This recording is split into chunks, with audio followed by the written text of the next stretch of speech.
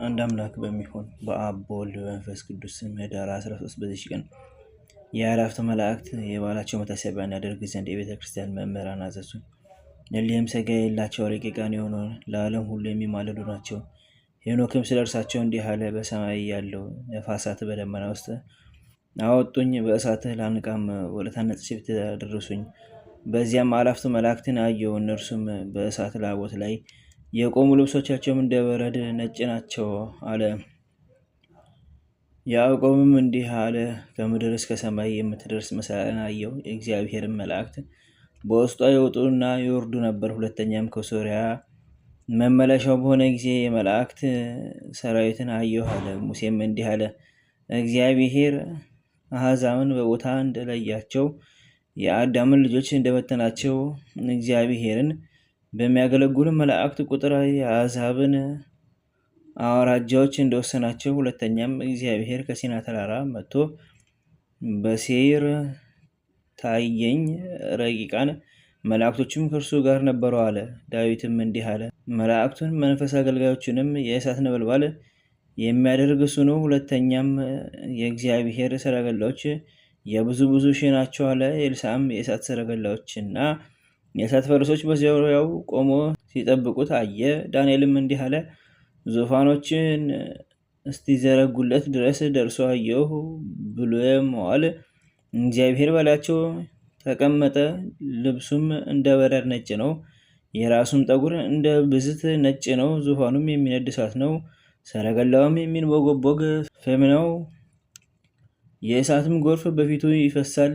ብዙ የሆኑ መላእክትም ያገለግሉታል።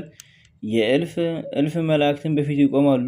በአደባባዩም ተቀምጦ መጻሕፍትን ገለጠ። ሉቃስም እንዲህ አለ። ድንገት ከዚያ መልአክ ጋር ብዙ የሰማይ ሰራዊት መጡ፣ እግዚአብሔርንም ሲያመሰግኑት በሰማይ ለእግዚአብሔር ምስጋና ይሁን፣ በምድርም ለሰው ልጅ በጎ ፍቃድ እያሉ። ማቴዎስም እነሆ መላእክት ሊያገለግሉት መጡ አለ። ሁለተኛም የሰው ልጅ ቅዱሳን መላእክትን ተከትሎ በጌትነት በሚመጣ ጊዜ ያን ጊዜ በጌትነቱ ዙፋን ላይ ይቀመጣል። ዮሐንስም ጌታችን የተናገረው ቃል እንዲህ አለ። እውነት እውነት እላችኋለሁ ከእንግዲህ ወዲህ ሰማዮች ሲከፈቱ የእግዚአብሔርን መላእክት ወደ ሰው ልጅ ሲወርዱና ሲወጡ ታያላችሁ አላቸው የሚል ነው። ሐዋርያው ይሁዳም እነሆ እግዚአብሔር ይፈርድ ዘንድ አእላፍት ብሎ ቅዱሳን መላእክቶችን አስከትሎ ይመጣል አለ። የቤተክርስቲያን ሊቃውንትም የማዕረጋቸውን ደረጃ ወይም አይነት እንዲህ ብሎ ተናገሩ። መላእክት፣ አጋዕስት፣ ስልጣናት፣ ኃይላት፣ መናብርት፣ መኳንንት፣ ሊቃናት፣ አርባብ፣ ኪሩቤል፣ ሱራፌል ብለው ተናገሩ። ለእግዚአብሔር ምስጋና ይሁን። እኛንም በሊ ቅዱሳን መላእክቶቹ አማላጅነት ይማረን፣ በረከታቸውም ከኛ ጋር ትኑር ለዘላለሙ አሜን። በዚችም ቀን 13 ወንበዴዎች ስለ እርሱ ሃይማኖት ከዓለም የተለዩ የከበረ ባለጸጋ አስከናፍር አረፈ። ይህም አስከናፍር ከሮሜ መኳንንት አንዱ ነው። እርሱም ለድሆችና ለምስኪኖች ምጽዋትን የሚሰጥ እንግዶችና መጻተኞችን የሚቀበል ነው። በዚያም ወራት ያገኙትን ሰው ሁሉ የሚነጥቁና የሚያጠፉ 13 ሽፍቶች ነበሩ። እንግዳ እንደሚቀበል ይልቁንም መነኮሳትን እንደሚወድ የአስከናፍርን ዜና በሰሙ ጊዜ ወደ እርሱ ሄደው በተንኮል ይገድሉ ዘንድ ገንዘቡንም ሁሉ ሊወስዱ ተማከሩ። ከዚህም በኋላ የምንኩስና ልብስ ለብሰው ከደጁ ቆሙ። ባያቸውም ጊዜ 12ቱ ሐዋርያት እንደሆኑ አንዱ ጌታ ክርስቶስ እንደሆነ አሰበ። ሰገደላቸውም። ወደ ቤቱም አስገብቶ ማዕድ አቀረበላቸው። እግራቸውንም አጠበ። 35 ዓመት ሽባ ሆኖ በኖረ ልጁ ላይ ያንን እግራቸውን ያጠቡትን ውሃ ረጨው። ወዲያውኑ ልጁ ዳነ። እነዚያ ሽፍቶችም የሆነውን ባዩ ጊዜ እጅግ ደነገጡ። እርሱ አስከናፍር ግን አባቶቼ ሆይ ጌታ ክርስቶስ ከእናንተ መካከል የቱ እንደሆነ ንገሩኝ እሰግድለት ዘንድ አላቸው። የአገር ሰዎችም የመኮንኑን ልጅ እንዳዳነ በሰሙ ጊዜ ወደ እርሳቸው መጥተው ሰገዱላቸው። እንዲህም አላቸው። የእግዚአብሔር ቅዱሳኖች ሆይ ባርኩኝ፣ በሽተኞቻችንን አድኑልን። ከዚህም በኋላ እሊያ ወንበዴዎች ሾተላቸውን አወጥተው በእርሳቸው ልንገድልህ በወደድንበት እኛን ይገድሉን ዘንድ እሊህን ሾተሎች ውሰድ አሉት። እግዚአብሔር በአንተ ጽድቅ ያራራልን፣ ባይሆን ባጠፋን ነበር። ይህንንም ካሉት በኋላ ተሰናበቱት። ከእርሱ አንዳንድ መስፈሪያ ምስር ለእያንዳንዳቸው ተቀብለው 25 ቀን ያህል የሚያስጉዝ ጎዳና ወደ ምድረ በዳ ተጓዙ። ያንን ምስር ከአሸዋ ውስጥ በተኑት። ፀሐይ በሚገባም ጊዜ ከአሸዋ ውስጥ ሶስት ምስር ፈልገው ይቀምሳሉ። እንደዚህም 30 ዓመት ኖሮ ከዚህም በኋላ ከሃዲ መኮንን በመጣ ጊዜ እርሱ ወዳለበት ሄደው በጌታችን ታመኑ። እርሱም ገደላቸውና የሰማዕትነት አክሊልን ተቀበሉ። ለእግዚአብሔር ምስጋና ይሁን።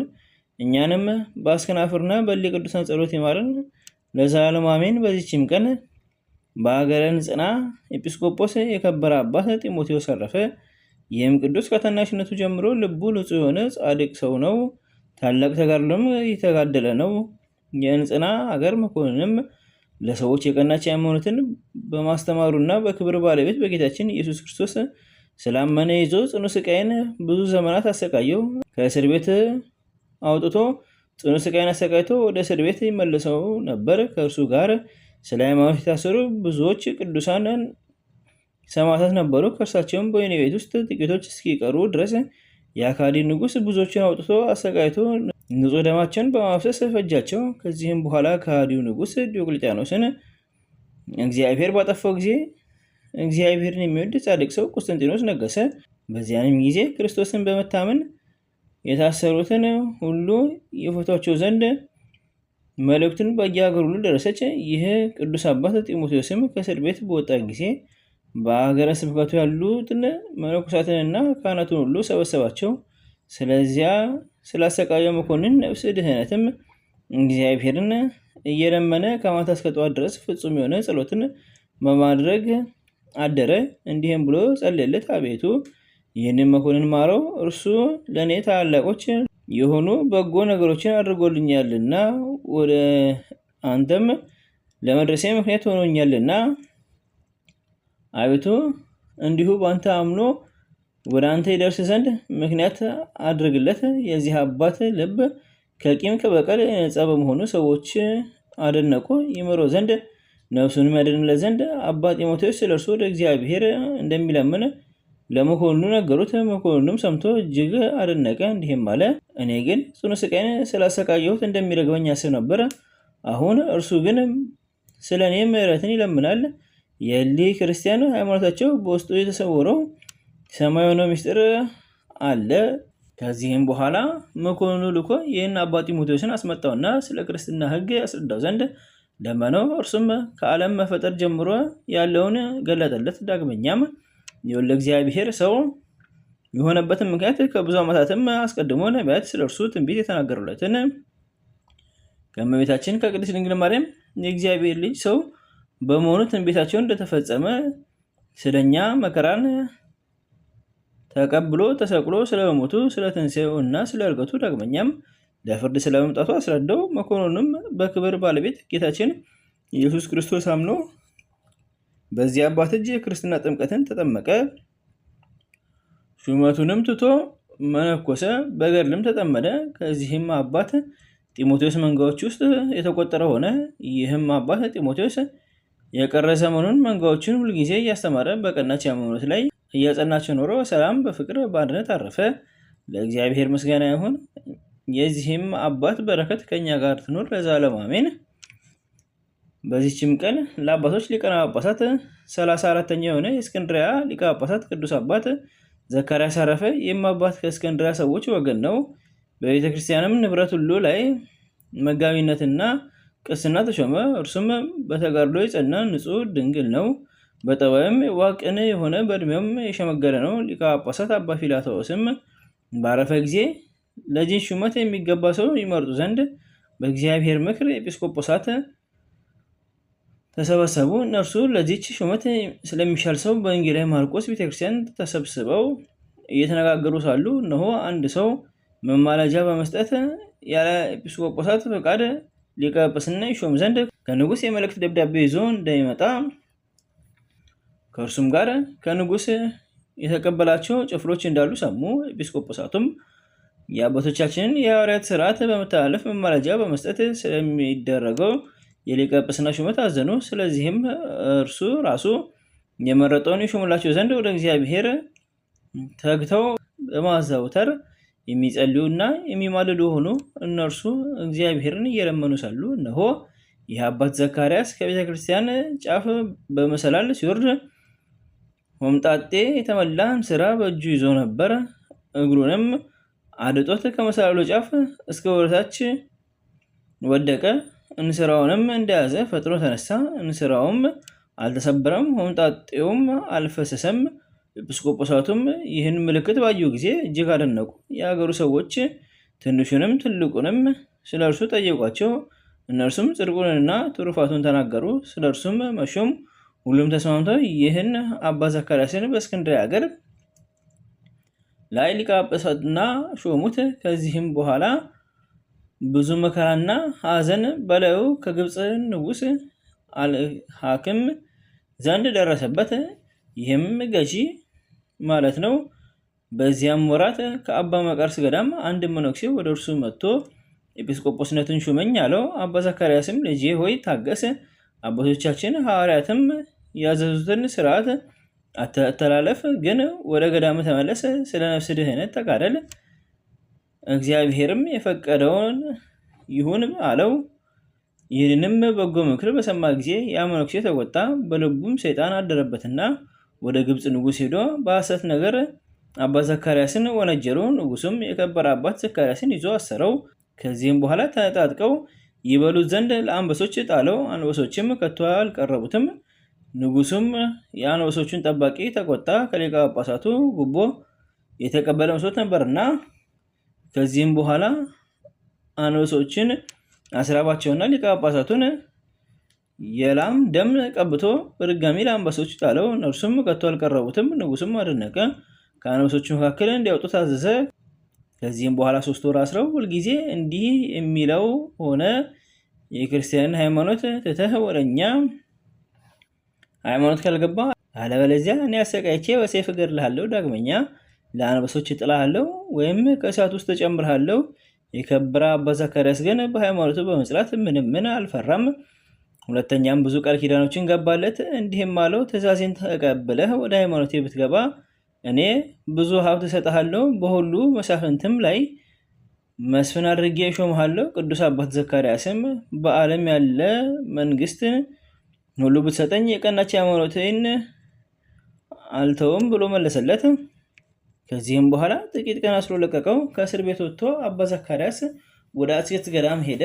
ንጉሱንም ስለ መፍራት ከእርሱ ጋር የሄዱ ብዙ ኤጲስቆጶሳት ነበሩ። በሚገዛቸው ሀገሮች ሁሉ ያሉትን አብያተ ክርስቲያናት ሁሉንም እንዲያፈርሷቸው ንጉስ አዞ ነበርና ታላቅ ስቃይንም አሰቃየ። ብዙዎች ክርስቲያኖችን ከሃይማኖታቸው አወጣቸው። የክርስቲያንም ወገኖች በዚህ መከራ ውስጥ 9 ዓመት ኖሮ ከ9 ዓመት በኋላ ክብር ይግባውና ጌታችን ኢየሱስ ክርስቶስ ሕዝቡን ይቅር አለ፣ ቁጣውንም መለሰ፣ መከራውንም ሁሉ ከላያቸው አስወገደ። ንጉሱ ከሚገዛቸው ሀገሮች በሁሉ ቦታዎች አብያተ ክርስቲያናት እንዲታነጹ ከነርሱም የወሰዱትን ገንዘባቸውን ሁሉ የምድራቸውን ጉልት እንዲመልሱላቸው ንጉሱ አዘዘ። ከዚህም በኋላ ሁሉም አብያተ ክርስቲያናት ተሰሩ፣ ከፊተኛውም እጅግ የተሻሉ ሆነው ዳግመኛ ታደሱ። ይህም አባት ዘካርያስ ብዙዎች አብያተ ክርስቲያናትን ሰራ። ክርስቲያኖችንም በአብያተ ክርስቲያኖቻቸው በሚጸልዩና በሚቀድሱ ጊዜ ያለ ስጋት ደወሎቻቸውን እንዲደውሉ ንጉሱ አዘዘ። ክርስቲያኖችም በታላቅ ደስታ የሚኖሩ ሆኑ፣ የቤተ ክርስቲያን ሕግ ሁሉ የቀና ሆኗልና። ይህም አባት አብያተ ክርስቲያናት እያሰራ የሚያሻቸውንም እያሰበ 12 ዓመት ኖረ። በአንዲት ዕለትም በስጋው ለምጽ ያለበት ስሙ መርቆሬዎስ የሚባል ኤጲስቆጶስ ወደ እርሱ መጣ። አባ ዘካርያስም በትህትና በቅን ልቦና እንዲህ አለው፣ ወንድሜ አባ መርቆሬዎስ ሆይ በአንተ ላይ ስለደረሰ ስለዚህ ደዌ እኔም በጸሎቴ እረዳሃለሁ። እግዚአብሔር ሙሴን በፍርድ ውስጥ ለማንም አታዳላ ያለውን አንተ ታውቃለህ። ስለዚህ ይህ የለምጽ ደዌ በላይ ያለ ክህነት አይገባህም፣ መጽሐፍ እርኩስ ነው ብሎታልና አለው። ኤጲስቆጶሱ አባ መርቆሬዎስም አለቀሰና አባቴ በጸሎት እርዳኝ አለው። ከዚህም በኋላ ከእርሱ ዘንድ ወጥቶ ሄደ። በሀገረ ስብከቱ ወዳለች የእመቤታችን የቅድስት ድንግል ማርያም ቤተክርስቲያን ውስጥ ገባ። ከዚህም ደዌ ታነጻው ዘንድ ወደ እርሷ በመጸለይና በመማለድ እያለቀሰ በእመቤታችን ማርያም ስዕል ፊት ቆመ። ከሰኞ ጠዋት ጀምሮ እንዲህ እያደረገ ቀንና ሌሊት እየጸለየና እየጾመ በረቡዕ ዕለት በ9 ሰዓት ደክሞት የእመቤታችን የቅድስት ድንግል ማርያም ስዕል ከበላዩ ካለችበት ግድግዳ ላይ ራሱን አስጠግቶ አንቀላፋ። በእንቅልፍ ውስጥ ሳለ የሴቲቱ እጅ ስጋውን ሲዳስስ አየ። በዚያንም ጊዜ ነቅቶ ስጋው ከለምጹ ነጽቶ አገኘው። ታላቅ ደስታም አደረገ። ጌታችን ኢየሱስ ክርስቶስንም አመሰግነው። እመቤታችን ቅድስት ድንግል ማርያምንም አመሰግናት። ረዶም ሲመጣ ና ልጄ ሆይ ስጋዬ ነይ፣ እመቤቴ ማርያም ከደዌ አንጽታኛለችና አለው። በዚያችን ቤተክርስቲያን ውስጥ እግዚአብሔርን እያመሰገነ እስከ ቀዳሚት ሰንበት ድረስ ኖረ። ከዚህም በኋላ ተነስቶ ወደ ሊቀ ጳጳሳት አባ ዘካርያስ ሄደ። በዕለተ እሑድ በቤተክርስቲያን ውስጥ እያለ በእርሱ ላይ የሆነውን አስረዳው። እንዲህም አለው፣ ይህ ሁሉ የተደረገልኝ በከበረች ጸሎት ነው። የከበረ አባ ዘካርያስም እንዲህ ብሎ መለሰለት፣ እግዚአብሔር ንጹሕና ቅን የሆነ ልቦናን ተመልክቶ ልመናህንም እንባህንም ተቀብሎ ከደዌ ነጻ። አሁንም ከተቀበልከው ጸጋ እንባረክ ዘንድ ቀድሰ ስጋውና ደሙን ልታቀብለን ይገባሃል። ያን ጊዜም መስዋዕትን ሰርቶ ቀድሶ ስጋውና ደሙን አቀበላቸው። በቤተ ክርስቲያን ያሉትም ሁሉ ከእርሱ ቡራኬ ተቀበሉ። ስለዚህ ምልክት አደነቁ። ድንቆች ታምራት የሚያደርግ እግዚአብሔርን አመሰገኑት። ሁለተኛም አንድ ዲያቆን ወደ አባ ዘካርያስ መጥቶ ሰገደለት፣ በፊቱም አለቀሰ። እግሮቹንም እየሳመ እንዲህ አለ፣ አባቴ ሆይ ራራልኝ፣ እኔ ተሳስቼ በኃጢአት ወድቄአለሁና። ወዲያውኑ ስጋዬ ሁሉ ለምጽ ሆነ። አባ ዘካርያስም ልጄ ሆይ በእግዚአብሔር ፊት በድካም ላይ መጽናት ይሻልሃል አለው። አዎን አባቴ ሆይ ያዘዝከኝን ሁሉ አደርጋለሁ አለ። በዚያንም ጊዜ በእርሱ ዘንድ በጨለማ ቤት ዘጋበትና እንዲህ ብሎ አዘዘው፣ ፊቱን ወደ ምስራቅ መልሶ በመቆም በቀንም በሌሊትም ስለ ኃጢአቱ እየተጸጸተ ወደ እግዚአብሔር በጸሎት እንዲማልድ። አባ ዘካርያስም ከ3 ቀኖች በኋላ ጥቂት እንጀራ በሚዛን መዝኖ ጥቂት ውሃም ሰጠው። 3 ሱባኤዎችንም እንዲያደርጎ ስጋውን ጎበኘ፣ ለምጹንም አገኘው። በወሩ መጨረሻም ጎበኘው፣ ለምጹም በስጋው ላይ አገኘ። ልጄ ሆይ በርታ፣ አትፍራ አለው። 40 ቀኖችም ከተፈጸሙ በኋላ ጎበኘው፣ ስጋው ከለምጹ ነስቶ አገኘው። ዘይትንም ቀቦ ልጄ ሆይ እነሆ ድነሃል፣ ነፍስን ጠብቅ፣ ከእንግዲህ ዳግመኛ ወደ ኃጢአት ስራ እንዳትመለስ ተጠበቅ፣ አሁንም በሰላም ወደ ቤት ግባ አለው። እርሱም የተመሰገነ እግዚአብሔርንም እያመሰገነ ወደ ቤቱ ገባ። እግዚአብሔርም በዚያ አባት እጆች ድንቆች ታምራትን አደረገ። በሹመቱም መንበር 28 ዓመት ከኖረ በኋላ በሰላም አረፈ። ይኸውም ከንጹሐን ሰማዕታት ዘመን በ760 ነው። ለእግዚአብሔር ምስጋና ይሁን። እኛንም በዚህ አባት ጸሎት ይማረን፣ በረከቱም ከኛ ጋር ትኖር ለዘላለም አሜን።